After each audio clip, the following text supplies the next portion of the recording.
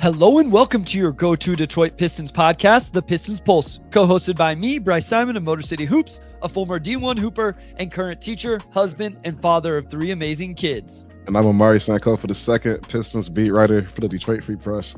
What are you smiling? What are you laughing about? I don't know why this is so funny to me. So I never turn on the notifications for like when we go live. So like we go live and I get the notification, and I don't know why that was so funny to me. Like this is like episode 153, and like I don't think I'd ever had the notifications on because I'm doing the episode, so why would I have it on for my own pod? But Okay. That just cracked me up. I don't know why that was so funny. I was like, hilarious. Man, what did I say? I feel like this has been the same intro for 154 episodes.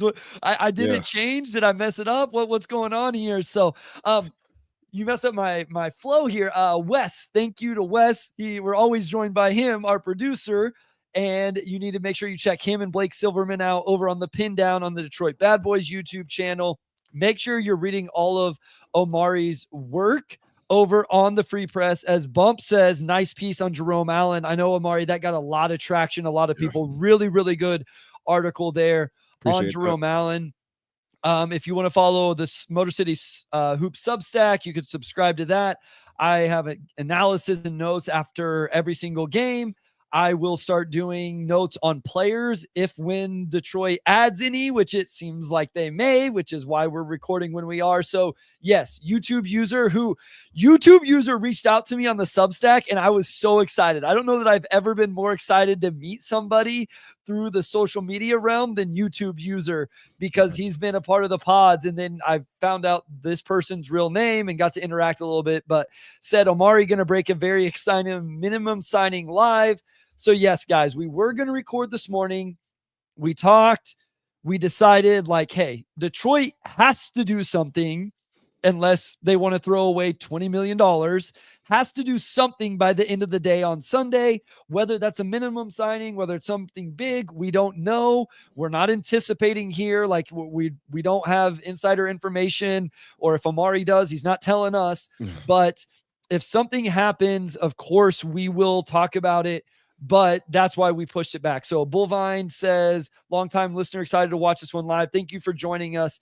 If you guys have questions, get them in. Omari, we'll try to rapid fire all of these questions. We won't spend as long, even the ones that got submitted on social media, because Wes does have Sheet or Sham ready for us. So outline why we're recording later, the Paul Reed waiving, where the Pistons stand for anybody who doesn't understand maybe.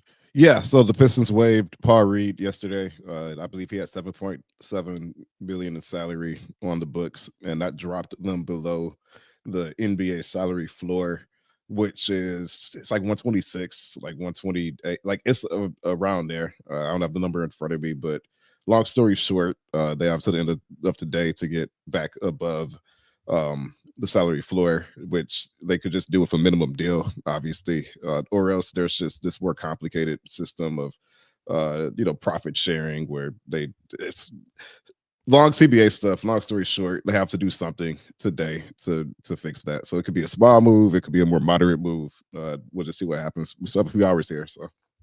Yeah, so everybody kind of understands the situation they're in. We'll see if something happens or not. If it breaks, we'll stop and talk about it. If it doesn't, then we'll talk about it when it does happen or whatever. I think the biggest thing before we get into the questions is this move does seem to indicate that Detroit is going to make some sort of move between now and the deadline, whether that's a big move, whether that's a salary dumping ground for other teams to take in future draft assets, whatever it is. Yes. So, as Michael says, Keith Smith said they can just put a current two-way guy on a non-guaranteed today to make it work. That is correct. So they could just convert Cole Swider, one of those guys. They just have to get to that number, that salary floor, so that they get their share of the revenue sharing of all the other tax teams by the end of the day, is my understanding. So I assume the NBA works on Eastern time. So we are 3.5 hours from that. So if it doesn't happen while we're recording, we left 2 hours, out. I want to shout out Derek Brown real quick. Love the show. Appreciate the whole hard work you guys do every week for us listeners. We appreciate that. And exciting here in a couple weeks, Omari, we get to share a game together. This is always one of my favorite things to do. The Pistons will play in Denver. I will be coming up there. My wife and our friends are going to come up to the game as well. They're going to get tickets and go. Hopefully I'll get credentialed, but always enjoy getting to, hopefully we'll get to go out and eat, watch the game together, hang out a little bit. Yeah, no, the Denver game's definitely one that we always have to circle when it comes up. So yeah, we'll get together, try to have some sort of food adventure. Like I don't know if like Denver is even a food adventure city. Last year we had a good meal. We did. It was called something like that. It was work and something, but just like soul food basically, or just like American food. But that place was really good. Honestly, I'd be down to go there again. Like that was top tier for sure. That was when you found out that I only have like 2 photos on my entire camera roll. That was at that dinner is whenever that got brought up. which I'm still in disbelief about. Like it's down to 1 right now. Literally the only picture I have is the Pistons Pulse. The Pistons Pulse logo is the only photo in my camera album. So not that anybody would ever question your commitment to the pod, but this man has a wife and kids, and his only working class. That's working class. Yes, really it was very good. Very good. Yeah, but this man is a family man with no photos of his family, but he has the Pistons Pulse. Like I'm truly honored. I don't know. Like, does Rainey know this? She knows. Yeah, because she gets annoyed whenever I have to ask her. Like people from college or whatever that, those people you talk to every few months, stay in touch, holidays. They're like, hey, we want to see, your family, your kids, whatever. And so I always have to bug Randy, like, hey, will you send me a picture of the kids or the family or whatever so I can send it on? But why don't you just have photos though? I don't like keeping them. So, anyway, real quick, I've been showing the bobblehead, which is really good, right? Yeah. Sam finally told me if I just look at the bottom, it has the company name on it. Finally, somebody told me as I've been searching for the company name. So, guys, I'm telling you, Bobbler, Bobbler. This is where you want to go. Go to that website if you need a bobblehead. And I'm telling you, we should make these people famous because this bobblehead is really good for them just sending in a picture and them making a bobblehead off of it. So Bobbler should be the official bobblehead maker of the NBA. And I am going to stand on that. And I think we should make it happen. That is what I'm trying to make happen right now. Because most NBA bobbleheads don't look anything close to. And some statues don't either. Maybe the Bobbler should get into the statue making business. Mark Woods says, what's the actual deadline for something to be done? End of the night, I assume 12 Eastern. No, I don't think so. I think it's today. I think it's tonight is the deadline. So anyway, let's get into questions. If news breaks, we'll get into it. From Matthew Crow on Blue Sky. How much of an improvement do you think Miles Turner would bring to this team if we're able to trade Duren and Tim Hardaway Jr. for him? I also want to make note, Miles Turner will be an unrestricted free agent this offseason. Yeah, I mean, I think Miles Turner is the exact type of archetype a lot of teams are trying to get in the center, right? He's a good rim protector. He can shoot the 3. That's just like 2 huge boxes checked. And to this day, he's still probably one of the more underrated centers, to me, at least, in the league. So, I mean, to me, like that's just, I mean, if you could play 5 out and not sacrifice anything from a rim protection standpoint, he's still a lob threat. Like you're not losing any of that. Yeah, I mean, he's like an ideal big that point guards like playing with because he makes the game a lot easier. So for the Pistons, I think that would definitely upgrade them. Yeah, I mean, regardless of what we think about Jalen Duren and his long-term future and all of that, when you're talking about Miles Turner, who especially offensively is the modern big that you want, unless it's just an elite rim gravity lob threat type of big, he would really open this offense. I think why it makes a lot of sense, or that archetype makes a lot of sense for this Pistons team, is the Ron Hollands and the Asar Thompsons of the world. It just makes it so much easier to have those guys on the floor, Omari. And at the end of the day, Miles Turner would be an upgrade defensively as well. So I think he would be a great player to add. I don't know what the realistic chance of him being added in the offseason is, in terms of I would think space. Indiana would want draft capital if they're trading Miles Turner. Yeah, and they're in a weird spot right now too. I don't know that I've entirely fleshed out, like, okay, if they were going to start moving on from guys, who are they? What would they want? But that season is a little bit in flux right now. No, it definitely is. All right. Uh, From Pistons Basketball is back on Twitter. What's your take on losing the draft pick at the expense of going for the playoffs this year? so when you say losing the draft pick, is that like conveying the draft pick Conveying. essentially? So Yeah, I think it's top 13 protected. So, yeah, I think essentially whatever you get into the playoffs. yeah. It like to do it in this draft, I think would be maybe if there's any knife twist in that, just because this draft is going to be a good draft. Like you have Dylan Harper and Ace Bailey and Cooper Flag and all these guys, obviously who could be that next guy that the Pistons need next to Cade. But if you also are good enough to convey the pick, then that implies that something clicked to where you probably got that type of player anyway, or something close to it. So like that would be bittersweet. Like I don't think that's inherently bad, just because there's no such thing as a guaranteed pick. I mean, the Pistons could very well like We've seen. like it's like draft capital a lot of times I think ends up working out better in theory than in practice. So if you're going to the playoffs, then I think you probably just take the playoff appearance and feel pretty good about it. Yeah, I think real quick, YouTube user says, unfortunately, Turner won't extend due to his contract. The Pistons just need to throw the back. That's a great point. If Hmm. they traded for him, they could not extend. He is not extension eligible based on the way he signed his extension previously with the Pacers. Listen, I'm with you, Omari. If this Hmm. team is good enough to convey, then they should go for it. Like if they Yeah. can get in the playoffs, and that's not the play in, that's the actual playoffs for this pick to convey, essentially, then that means not only has Cade Cunningham kept his level of play up to this point, it probably means that Jaden Ivey or Jalen Duren, or they made a big move at the deadline or something like that. And that draft pick maybe isn't as important.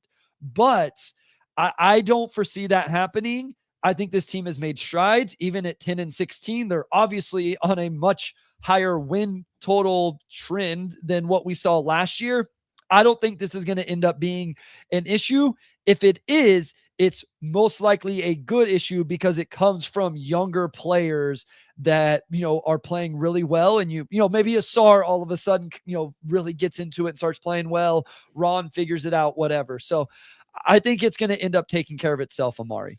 Yeah, like I look at a team like Houston, like I don't think they're gonna regret not having a lottery pick. Well, there's still a lot of season left, but based on how they've been playing, they're probably not gonna regret not having a lottery pick next season because they're playing good basketball. I think you can only take so many dips in the draft, and so you just at some point you just have to say, okay, like let's put a team out there. And yeah, I mean, if that happened this season, then great. That means that things are ahead of schedule, and that probably reframes how you approach next offseason. Yeah, and the one thing I'll say is the other advantage to conveying the pick is you open up the freedom of trading that pick. So if you do convey it, then now you've finally gotten rid of it. There's not all these protections, makes it a little bit easier to make the move. What's up, Mark? I always appreciate you tuning in.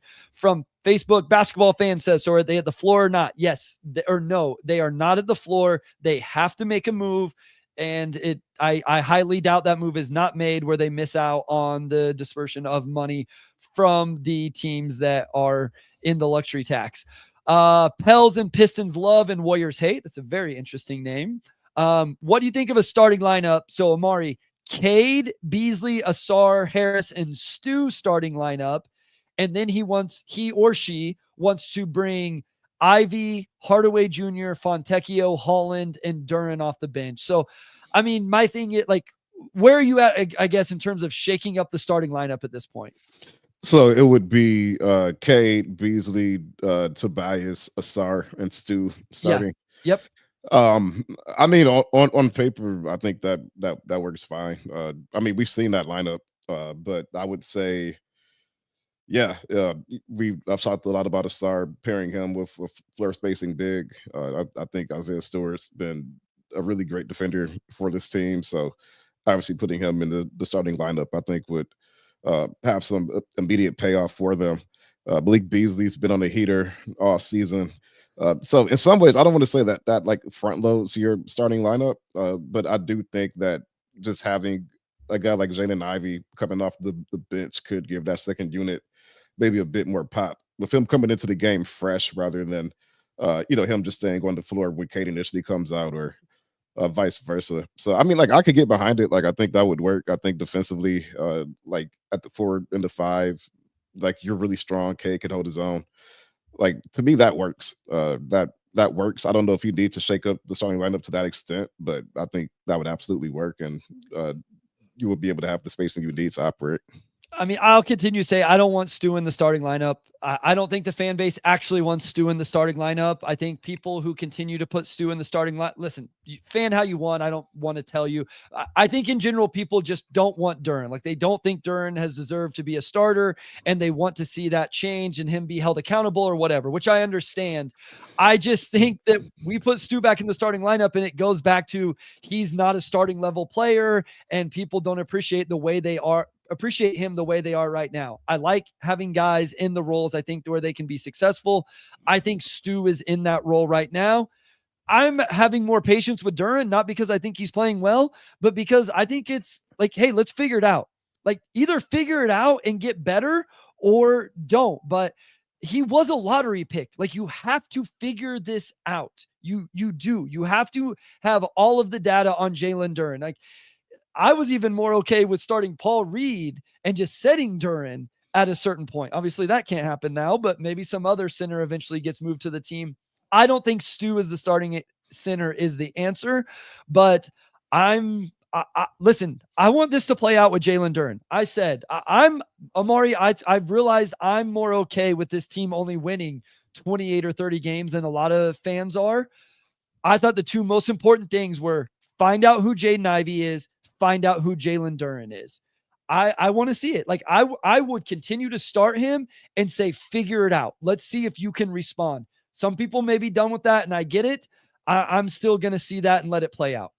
Yeah, to me, this season again is just about data and reps, right? Trajan's a new GM. He's coming in, and he's got some big financial decisions to make in short order. He already took care of one with Cade, obviously, but that's probably the simplest of all of the deals that he's going to have to navigate over the next few years. So you have to get a good idea of the capacity for these guys to develop, for them to lock in on the things that they need to lock into, and in the grand scheme, I don't think it hurts you to give Duren those reps, continue to allow him to learn the job in real time, essentially, instead of on the bench. And by the end of the season, again, like you'll have a pretty clear idea of where guys stand and how you can proceed from there. And I want to be clear. This isn't me saying like, hey, give him every chance to succeed. This is me saying, no, put him in the most difficult situation possible, which is in the starting lineup where he's in the limelight, and make him figure it out. And so that's how I would handle it as a coach. That's where I'm at. I understand people don't see it the same way, and I see that side of it.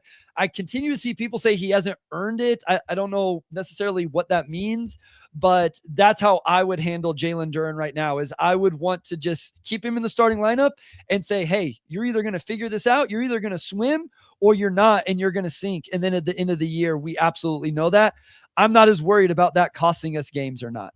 From Philip Shaw, been a Piston fan since Kobo. Somebody help me out with Kobo. What's Kobo? So you've explained this to me before. Yeah, so the Pistons used to play at Kobo Arena, which was in downtown Detroit, and like it was later Kobo Hall, which is just like a big convention center, but like an iconic part of downtown Detroit. So they played it at Kobo Hall in the 70s.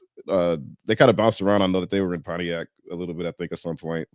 But I do get emails occasionally from fans who were like, yeah, I was watching so-and-so back when they were downtown, right? So that's what Kobo is. Gotcha. Okay. So Philip says Houston, OKC, Orlando, teams that a year or two ago were equal with the Pistons. What's it going to take to get where those teams are? Or is it just straight lottery luck? What's it going to take for the Pistons to truly take? I think we've seen improvement this year. We've seen growth at the very least. If you don't want to accept anything else, Cade Cunningham has taken a step forward.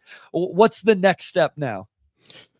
Yeah, it's tough to pinpoint like a next step. I think when you have something like this that still needs to gel, you're probably hoping for multiple next steps, right? I think a lot of it is, can J.I. sustain what he started at the beginning of the year? He's been in a little bit of a slump. He's like through his 3 seasons, like that's kind of how he's been. Like he'll have a really strong 2-week stretch, and then he'll be off for a week, and it's kind of been up and down. I think you need to see by the end of the season, if he's able to sustain the shooting, if he's able to sustain some of the playmaking we saw earlier. Um, and it's also him, I would just say, because he's extension eligible as well. Yeah, I think you have to figure out those things with Asar and Ron, obviously, too. But with JI, it's a little bit more pressing. Yeah, so I think the two needs are figure out your center position. If it's not Jalen Duren, then what are you going to do?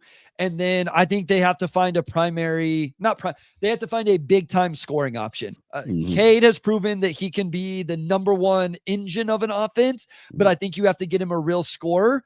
Based off what we've seen from Jaden Ivey, even this year, I don't know that he's quite that level. I think he could settle back into the third option, whether that is truly off the bench, whether it's as a starter who then staggers into the bench like what we see a lot. I think he can be that guy. I don't know that I've seen enough yet to think that he's truly the Robin to Cade's Batman, or, however you want to say it. So I think those are the next steps. And here, Trajan has to get it done, right? Like, he has to make the moves. Whenever he decides to take a swing, which eventually they will have to take a swing, he has to hit. He can't miss. And that's the big thing, whether it's a trade, whether it's free agency signing.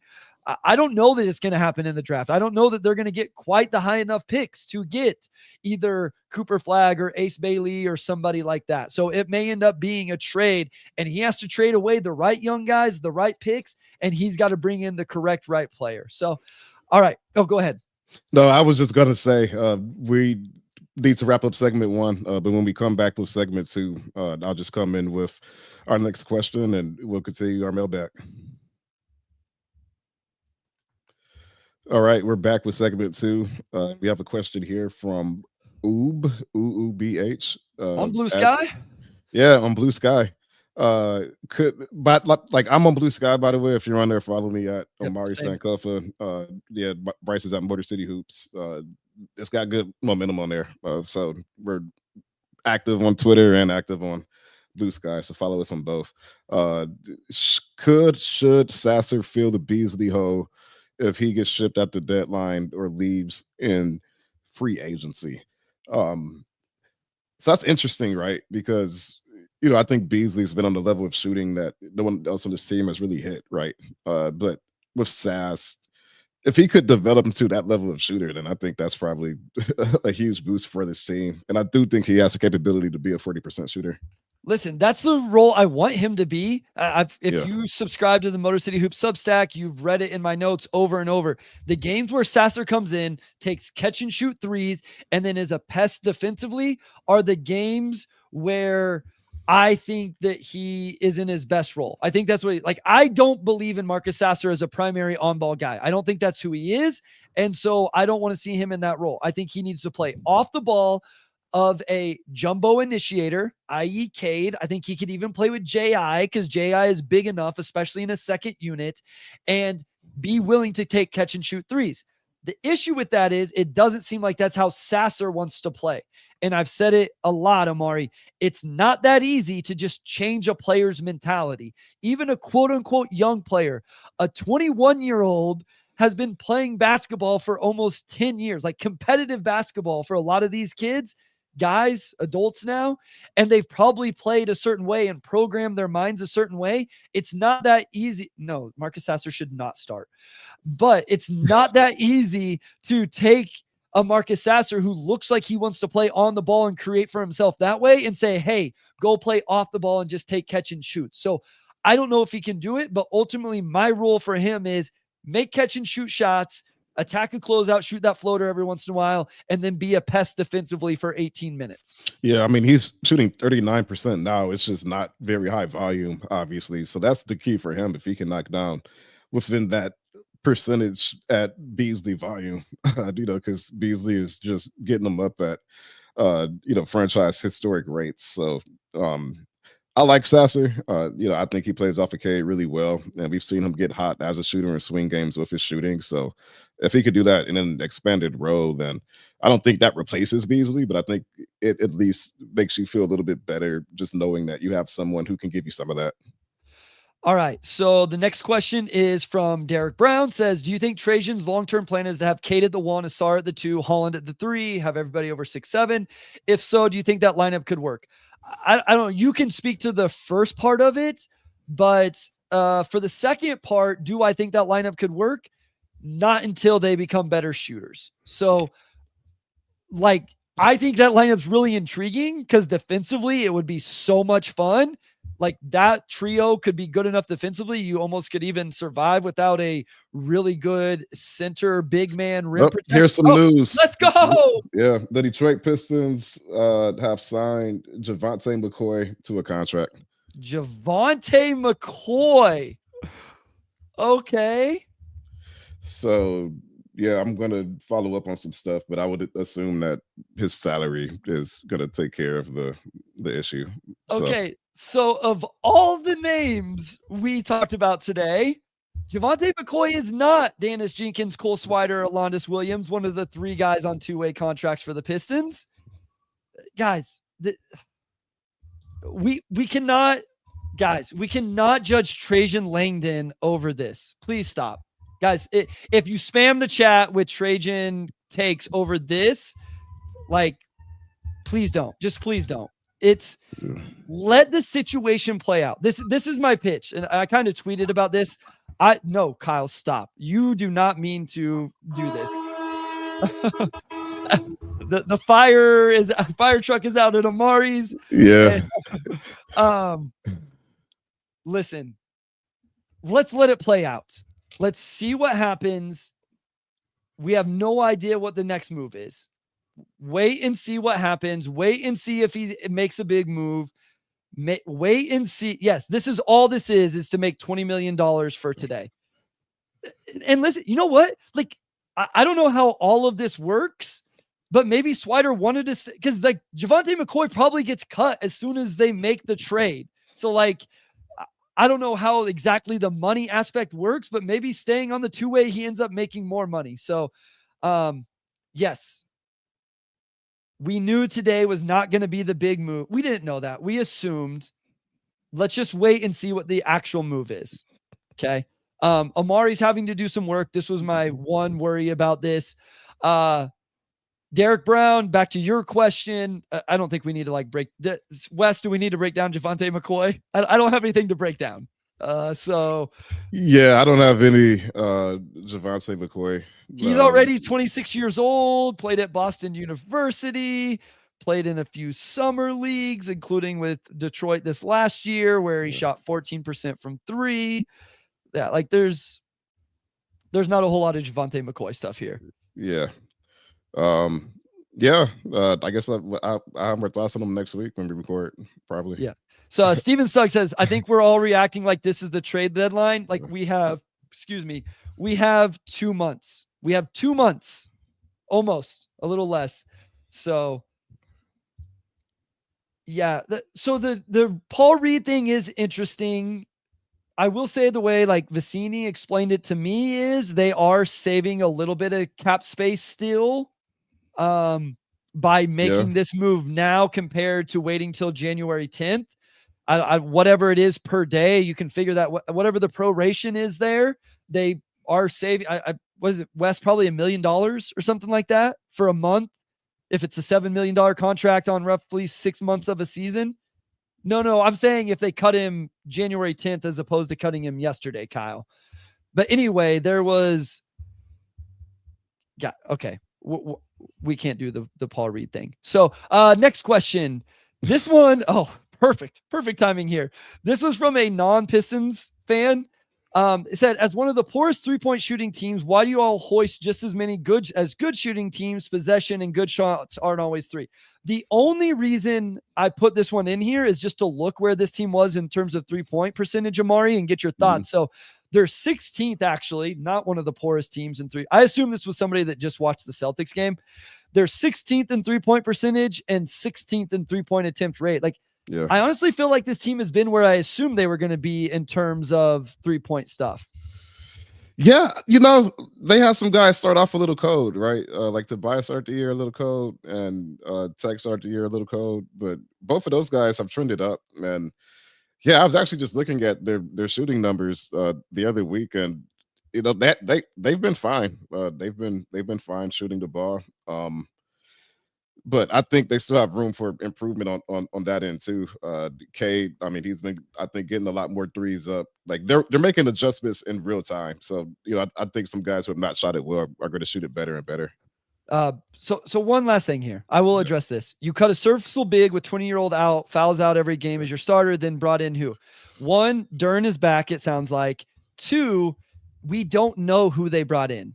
I think that's the point here. We don't know what this move actually means. So let's just listen. I will accept, like, this is going to be interesting in terms of the big man rotation moving forward. But like, I think if you want to like grade the Tim Hardaway Jr. trade sharp, harsher if you want to attack something. I don't know about this. So, yeah. So it does get the team above the salary floor. Yeah. I just confirmed. So that's the show's over. That's it. Yeah. Yeah. Kyle's still saying 3.8. I thought there was some sort of advantage in terms of cutting him today as opposed to January 10th. If I don't understand that correctly, then I don't understand this move. But my understanding was by cutting him now, they saved a little bit and continued to open a little more cap space. So anyway, Pistons Talk says snow shovel or snow blower. Omari, you use either? I don't, because I rent, and when it snows outside, thankfully it's not my responsibility. But back in my snow blowing and snow shoveling days, I was definitely pro snow blower. But it depends on how long. It depends on how tall or how deep the snow is. Like there's a certain height where the snowblower just cannot suck in enough snow. Like you still have to like shovel a little bit and then go back over it with the snowblower. So if there's a little bit of snow or like medium snowblower. If it's a lot of snow, then you have to go shovel. But I don't like shoveling snow at all. So I'm definitely going snowblower. I like snow shovel because it gets me a workout. So I am definitely snow shovel, and my mom is supposed to be getting me one for Christmas. Sorry. Santa is getting me one for Christmas for all of our youngsters out there.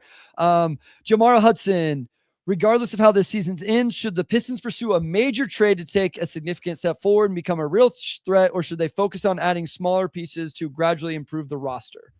So, especially this offseason, Omari, do you think that the time is like, go ahead and start?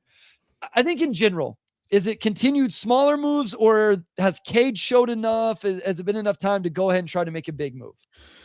Some of that comes down to where the lottery pick falls. I feel like if it's like a top 3 pick, then okay, sure, like you kind of feel how the Spurs felt, where it's like, okay, well, we can just grab a guy who has a chance to be like a real star, and then just add supplementary pieces, like bring back Malik Beasley. You might have to buy us back for the second year, like that type of deal, right? I don't think they need to make a big swing until they get another young guy that they feel can be that complimentary star. Only because if you like, I feel like only the Giannis's and like the Jokic's, like the top 4 or 5 guys, those teams could probably more so get away with like the second best guy being like a Jamal Murray. And I think Jamal Murray would be great here in Detroit, but you probably want to swing higher than that if you're the Pistons. So yeah, I think that's a good point. If depending on where that draft pick lands with this draft and those guys at the top could change. I do think if Cade plays this way all year, there's some pressure to go out and get him a true second star. Whether that Jaden Ivey shows it throughout the rest of the season, whether Holland shows glimpses of that, Asar, whatever. But I think you got to show a guy and put a guy on the roster that could really be that. The second part was, do you think the Pistons are more likely to commit to Ivy long-term or consider trading him to maximize his value? Yeah, again, like that's tough, I think, with so many games left. But a lot of it just comes down, I think, to what type of contract he would agree to. If you get him on a team-friendly deal for, 3 years, then that's probably worth taking advantage of, right? If he wants to, maybe wait and try to go for more money, then that's a factor too. So I still think that that's very fluid, and I think we'll have more clarity on that as we get deeper into the season. Yeah, I'm with you. We talked about it. He's not a max player. The Pistons should absolutely not offer Jaden Ivey that based off what we've seen thus far. But I think he's shown enough that they should prioritize keeping him on the roster long-term, assuming the money is right. If it's too much, then then you may have to let it play out a little bit more. This one is from Piston Talk, not Pistons. Piston. Is Kuminga a realistic trade option for the Pistons? A deal centered around one of the bigs, Beasley, Tech, or Tim Hardaway Jr., maybe some draft capital. I would say the one thing for Kuminga is he's in the situation we're talking Ivy and Duren are going to be in potentially next year, where he's not signed in his extension. He's coming off his rookie deal. Kuminga is a good player. I like Jonathan Kuminga more than most, but he's very ISO heavy, doesn't move the ball that well. I don't know that he fits well with what this roster already has. So I probably would not, based on play style and contract. Yeah. Adding another guy that you have to make a decision on relatively soon. Yeah. Especially one who, like, I feel like he shot the three better in the past, and his volume's a bit up this year with his row increasing, and he's only 31% from three. You have two athletic wings that can't like, you don't need three of them. Like, you just like I don't know if this roster could accommodate Asar, Kuminga, and Ron Holland. I think that kind of rangy. Like, unless you're going, like, if you're drafting a guy like that, cool. But if you're looking at the trade market, then you probably want to prioritize guys who complement Cade. And I don't know if Kuminga does that. That's a YouTube user with a really nice call here. Kuminga isn't a number 2 and wants to get paid like one. I would agree with that. Like, if he wants to get paid, and I don't think he's a number 2 option either. Buy-in says Miles Turner. Yes, we did talk about Miles Turner at the top. So we'll get to a few of your questions here live, and then Wes does have Sheet or Sham ready for us, and we will get to play, since it was not a major move that we needed to spend a lot of time on for the Pistons today. So that will be fun. We haven't played Sheet or Sham for a while. So Eric Manuel says, any chance of getting Julius Randle, Keegan Murray, or Jarris Walker? I would say absolutely not on Keegan Murray. I don't know why the Kings would move him. I mean, obviously it'd be awesome. He can really defend. That's kind of been the end of the floor he's been really good at. Jarris Walker, I don't see why Indiana would do that. I don't think so either. If anything, especially if you lose Miles Turner, or you're facing the prospect of losing Miles Turner, that's your Miles Turner replacement. I feel like, I don't know if he's a 5 as much as a 4, but either way, like, I don't think you trade a guy like that so early in his career. Yeah, I would say if they go full rebuild, like, let's say this season is awful for them, like, I think he's one of the guys they actually keep and, like, start to build forward with. I mean, obviously they're gonna keep Halliburton and stuff as well. I don't know. I've always been a Julius Randle fan, but I don't know. What can Detroit offer Minnesota that would make that worthwhile? I don't know if Randle is like, I don't know what kind of deal they would put together to get that done. Yeah, I'm trying to think. So they could move Naz Reid into the starting lineup, so you could give them bench depth, but like, even if they convince themselves that, like, Malik Beasley is going to continue this all, like, they already have Dante. Yeah. So, and they just drafted Dylan. Like, they don't have room in their backcourt for that. It would almost have to be Stu, I feel like. Yeah, would probably have to be Stu, and you're probably going to need another center, unless you feel good about Randle as a small ball 5. But especially with his contract situation, like, if you're the Pistons, it would have to be, I think, a pretty Pistons friendly deal to make sense. Yeah, Fontecchio maybe just a bigger wing to add to their mix of guys. So yeah. Yeah, I mean, Randle's still having a good season. Like, it's not like Minnesota, like, they've bounced back defensively. They've been like the top defensive team over the last couple of weeks. Like, I don't know if they, like, if you're trading Randle, you probably want a guy who's at least starting. Like, in my mind, you probably want somebody who's going to play a bigger role in the rotation than like Tech. So yeah. Michael says this comment might get stale fast. I assume this was before what we announced just a little bit ago, but do we expect Asar to be the third big? Listen, I mean, depending on the matchup, I'm cool. We've seen some of those minutes. I'm okay trying it out. Again, here's the disconnect for me. I have much more of an appetite for this team still trying to figure things out than most of the fan base does. And I understand that. I understand we've got a little taste of winning here. People want to continue to see it.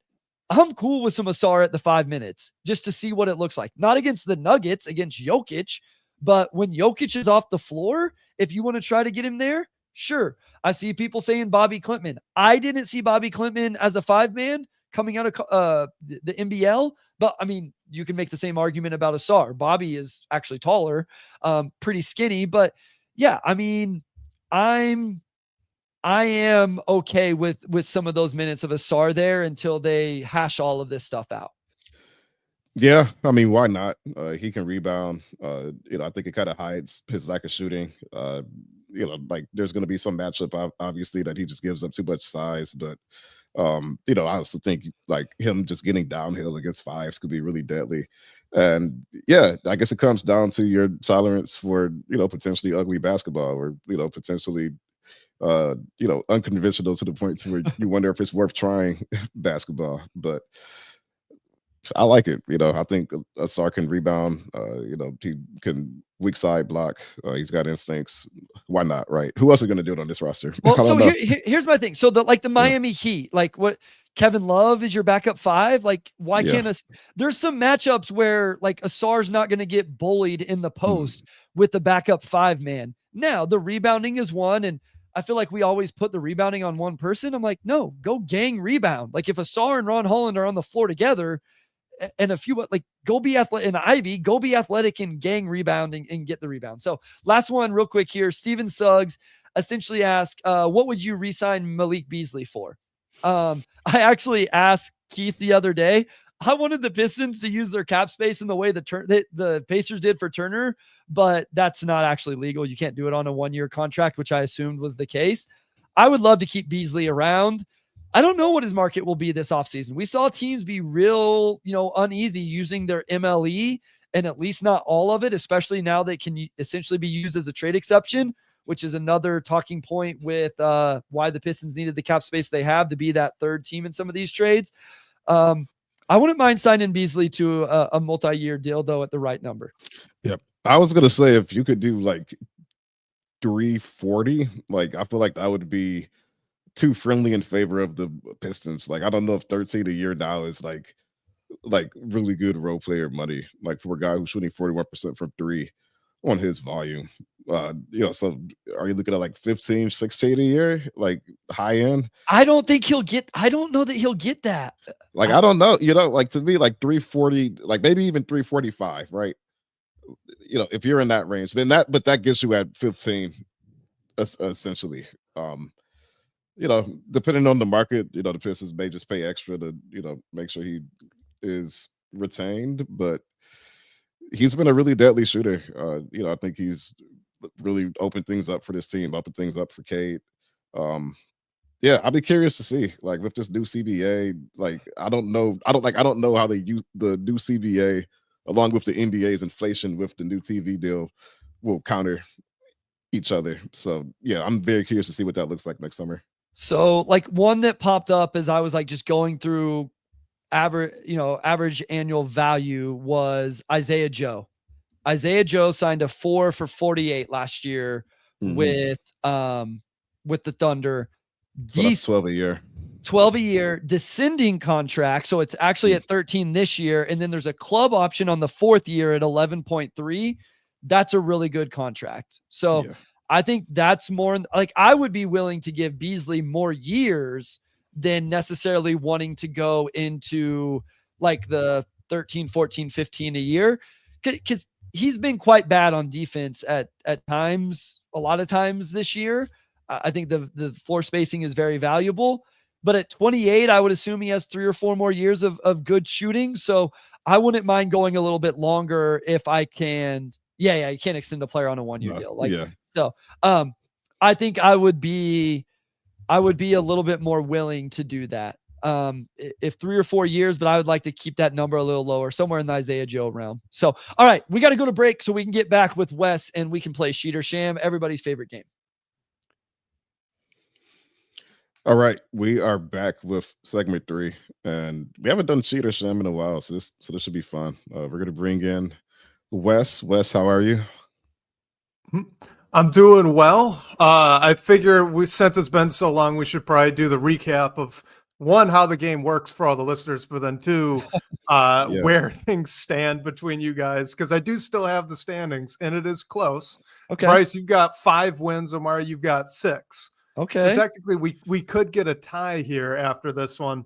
For everyone listening, if it's been a while, so this is just true or false. Sheet is true, sham is false. I'm going to read out some sort of fact, some sort of stat, and then you guys, obviously, you're going to tell me if it is sheet true or sham false. We do, reminder for you guys, Bryce and Omari, we do have like a phone the chat option. So if you're stumped and you want to just have the chat tell you what answer they think it is, you can go ahead and do that and get a little extra time to field those responses.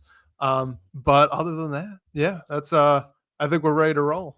Real quick, LaCronch asked Buddy Hield contract. Buddy's is actually even less than Isaiah Joe. Buddy got 4 for 38 essentially.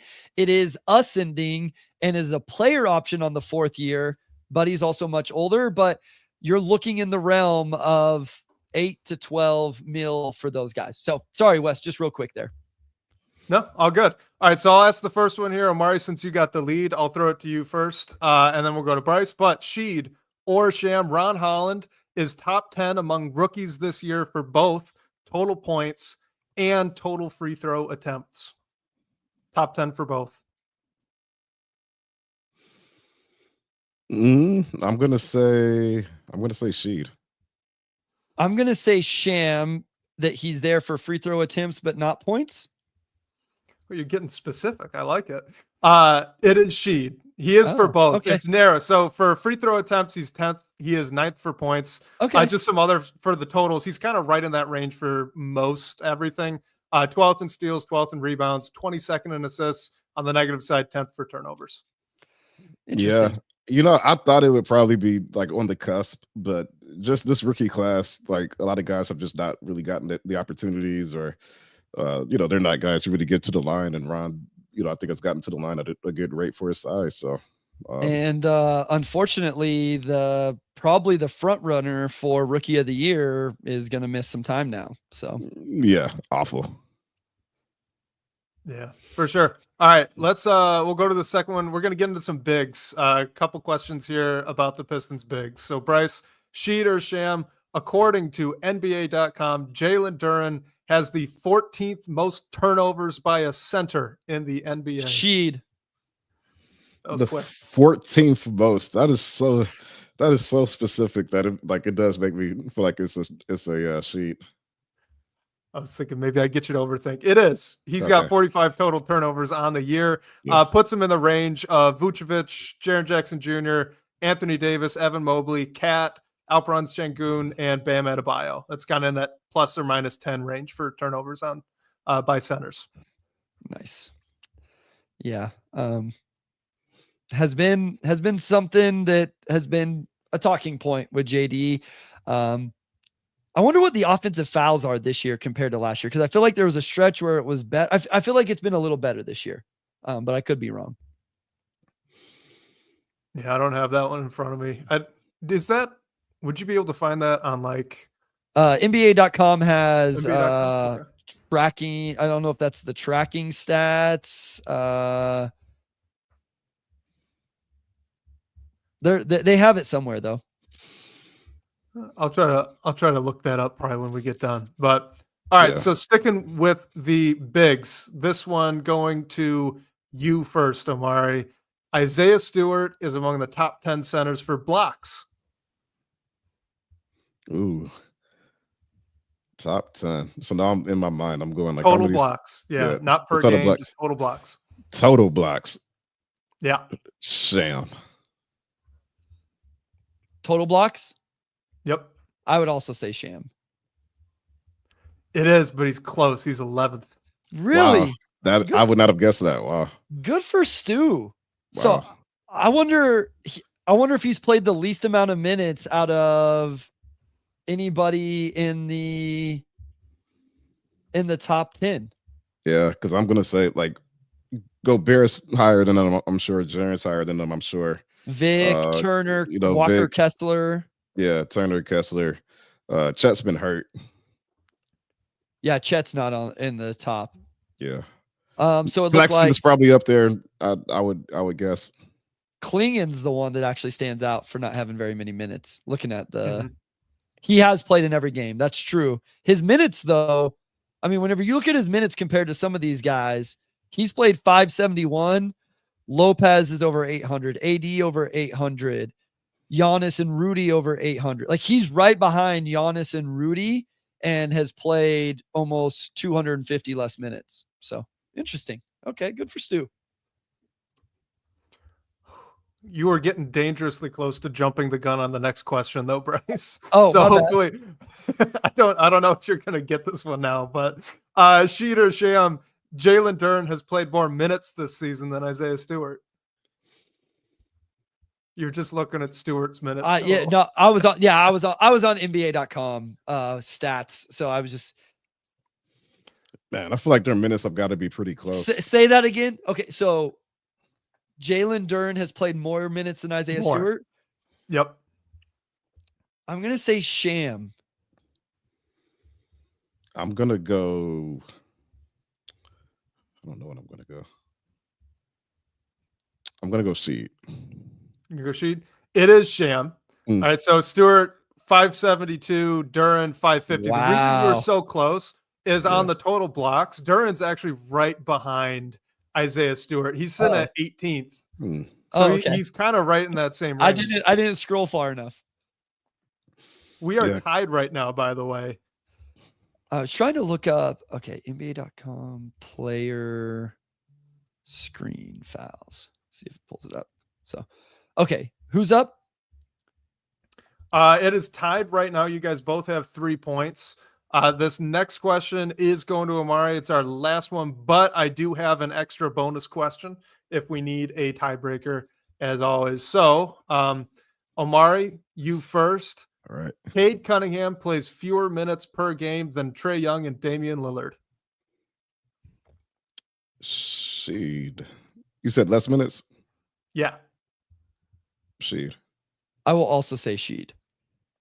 It is Sheed. It's another one that was close. I thought I'd get you guys on some of these the names that are getting thrown out. The only reason I knew that one is because on Game Theory, I had done a question where Dame was part of the minutes played answer.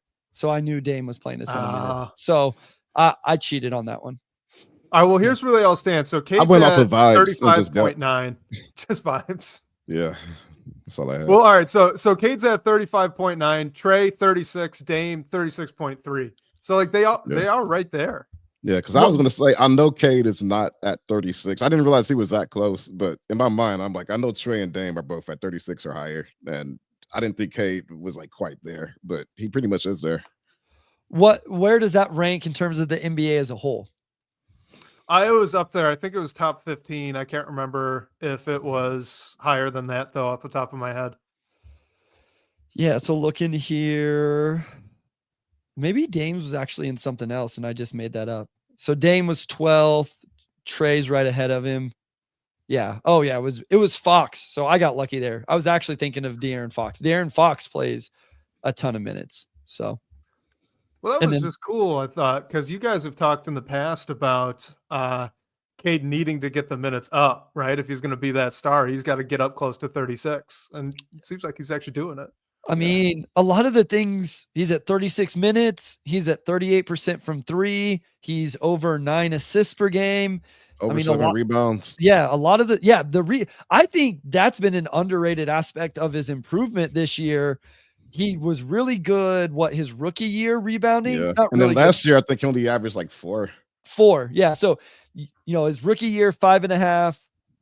The next year, he only played 12 games. But then last year, that actually fell to 4.3. So while the scoring is up about a point, the assists are up almost 2. He's up almost 3 rebounds per game, and specifically 2.4 on the defensive end. So, along with the blocks as well. So yeah, interesting. All right. We got one for a tiebreaker then.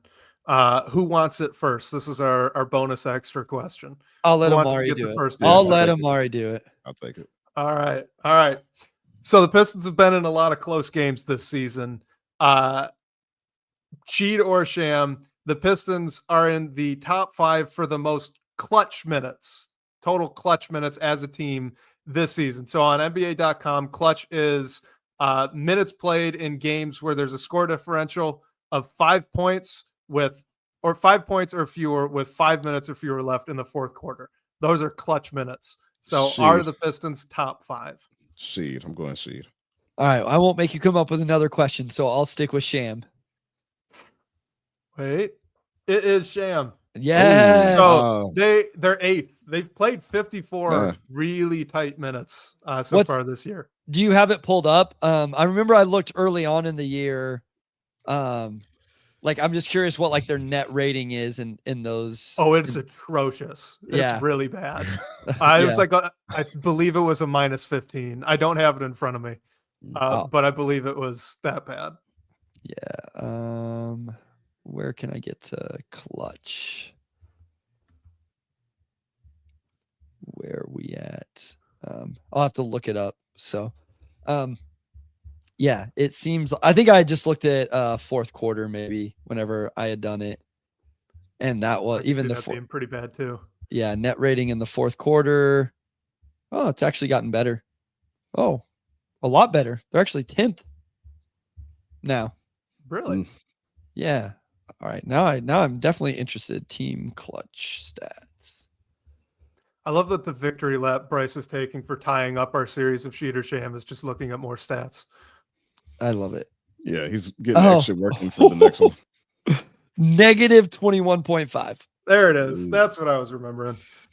Wow. 97.3 offensive rating. Bottom 4. And yeah, bottom 10 in defensive rating. Interesting. Yeah. Huh. And again, that's a differential in the score of 5 points or fewer, and then 5 minutes or less left in the fourth quarter. So extremely bad right when it counts. You know what's interesting is even with a negative 21.5 net rating, they're 5-7 in those games. Yeah. Don't you feel like they would be worse than that? Yeah, you would think it would be more like maybe 2 or 3 wins. Yeah. The Cavs are a nice little 52.5 net rating in their 35 minutes in the clutch. Casual 156.8 offensive rating. I realize Lord. that's not even 3 quarters worth of basketball. Still not unimpressive. So let's see. The Hornets, Kings, Rockets, Celtics have all played the most minutes. I love the stats that we can get to these days. This stuff wasn't available back whenever I was a kid. So sometimes I definitely get down a rabbit hole just like looking at the things you can find. So, all right. Michael says, thanks for the update and the show. Yeah, today's schedule was a little weird. Omari probably has to go write an article about Javonte McCoy now before he goes to bed. Yeah, but I'm glad it broke. Like, I'm glad we timed the show well to be able to capture that tidbit of news that people were so anxiously awaiting. Yes, 100%. You know what? Listen, we've done pretty good. It's about 3 times now where news is broke, right? We've had Keith on and it's happened. So listen, it is what it is. Still probably points to a move later on. Massive news. Yes. Groundbreaking. We get Pistons basketball on Monday. Gets the Heat. Hopefully a good performance from them. Bryce, you should do some trivia and make West play. I like this idea, YouTube user. This is my favorite idea because since starting to do the trivia over on Game Theory, I find that I really like that. So we may have to change it up one of these episodes and do trivia like how we do over there and let Wes play against Omari. That sounds like fun. Wes, you up for that? Yeah, let's switch it up. For sure. I think I'd be awful, but you know what? It'd be fun. No, I mean, I would keep it Pistons. I think it would be fun. Like we can keep it Pistons. Like you guys, Pistons history would be better between you two than it would be between me and Omari. Like I suck at Pistons history. You've gotten better. Yeah, I mean, I've tried, but when I go on like Slam and Jam, I'm terrified about the questions they're going to ask me that are going to make me look like a fool. So who's going to come up with the Pistons history questions for this theoretical? I am. I will play trivia host and you will play against Wes. I think you and I should never play trivia against each other again, and we just end in a lifelong tie. No, I want to go for the dub. We're 6-6. No, we should have a third team. 6-6. Yeah. We need like a tiebreaker. We can't be sounds tied. good to me. We can't be tied. That's not a resolution. That's a cliffhanger. Cliff, that's perfect. Those are the best movies. Okay, No. yeah, I definitely would just text Keith Black Trudeau and be like, "Hey, send me these questions." Yeah. I would give him credit though. Lions vibes as we end the episode. Where are we at? I'm upset. I was pulling for Detroit today. I needed a win from the Lions, and they let me down. I needed a dub for Detroit. People, I mean, they know the Bills are really good, right? And Josh Allen is probably MVP of the league. Like vibes are still okay, right? Yeah, I mean, between the injuries and were there more today? Yeah, there were a couple more. 3 more. Yeah. Potentially all season ending. Bad ones. On the defense, it seems like the defense is where geez. Yeah, and the Lions have already gotten a couple wins out of their last few games by like the skin of their teeth. So like they were due at some point, and if you're going to lose, you might as well lose to one of the teams that could conceivably beat you, right? Like that's an elite team. So yeah, the Bills are awesome. Yeah. So they are really good. They're one of the best 4 or 5 teams in the league, maybe the best. I'm just saying, like they're in the same realm as the Chiefs, as the Lions. So not a bad loss.